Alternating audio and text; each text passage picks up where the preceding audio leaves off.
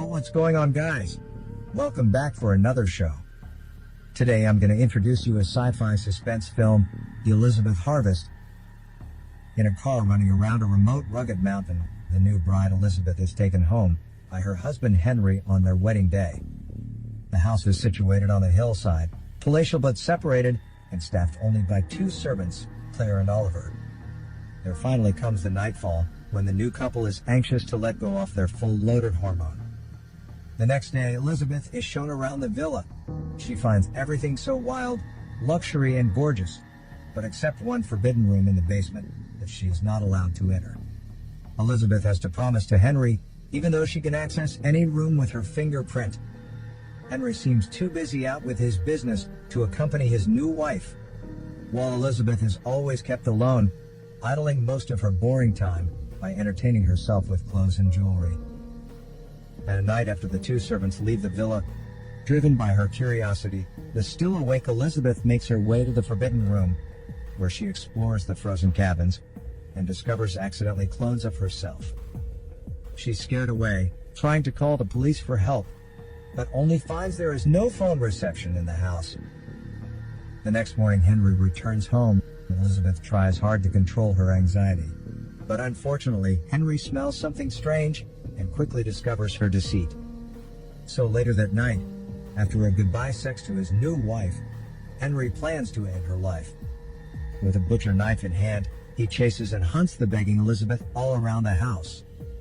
With nowhere to hide and escape, Elizabeth finally got killed by the husband. The following day, Henry buries the dead body with help from the two servants, who seem to take nothing serious towards the death. 6 weeks later, in a car running around the same mountain, a new Elizabeth is taken home for the same wedding ceremony. Everything happens to the same scenarios, designed carefully by Henry, the same house tour, and the same wonderful bedtime for hormone let go.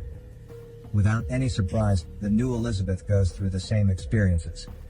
She then gets bored and explores the forbidden room out of her curiosity. She's then screaming out away from that hell, waking up a new clone body hibernating inside. As usually planned, it's the right time for Henry to enjoy his new game, hunting for the Elizabeth, who's discovered the secret. But this time, Henry turns to get killed instead by the girl pretending faint out. Later realizing she can't open the front door even with Henry's fingerprint, Elizabeth tries to cover the incident. She clears the floor blood and hides up the body, but it's spotted out soon by the two servants. Claire is then getting a heart attack and rushed to the hospital, while Oliver offers to help Elizabeth burn the body and then tells Elizabeth the shocking truth that she's the fifth clone who has just wakened up to replace the dead fourth. Oliver, who's totally blind, later tricks to imprison Elizabeth up and orders her to read Claire's journal for him. The journal reveals that the original Elizabeth was Henry's wife, but she died of a rare medical condition. So Henry, as a famous scientist in the genetic field, created clones of her. The initial two attempts were unsuccessful, so the latter four clones were kept in the frozen cabin, waiting for more mature research. Claire was hired 5 years ago to help with the research on the cure. She spent 2 years and found a cure for the medical condition with genetic coding, while Henry implanted the third clone with memories recorded previously. The third clone turned out to be in good condition at the beginning, but later, she suffered from an issue of memory dying away. 3 weeks later, the third clone was claimed dead by Henry, for the reason that she suffocated herself during her deep sleep. Claire doubted it a little bit, but she chose to believe Henry and buried the third clone. Claire helped Henry get through the failure, and they even became lovers to each other.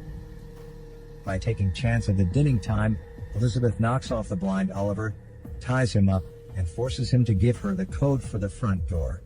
She then rushes to test the code, but finds she's been cheated.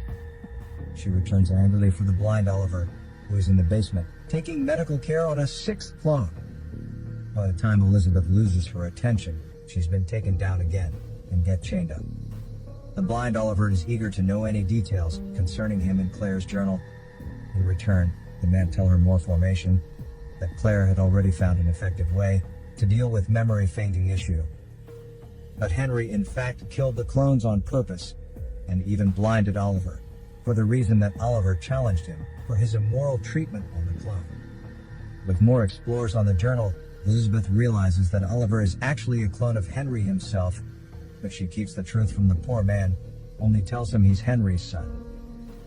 She then manages to get the front door code from Oliver, but right before her escape for life, she is confronted by the sixth clone holding a gun, who seems so confused and unaware of what had been going on. During the confrontation, the new clone shoots and kills Oliver by accident, and badly injures the Elizabeth V, who struggles to make her way out of the house, trying to seek her freedom.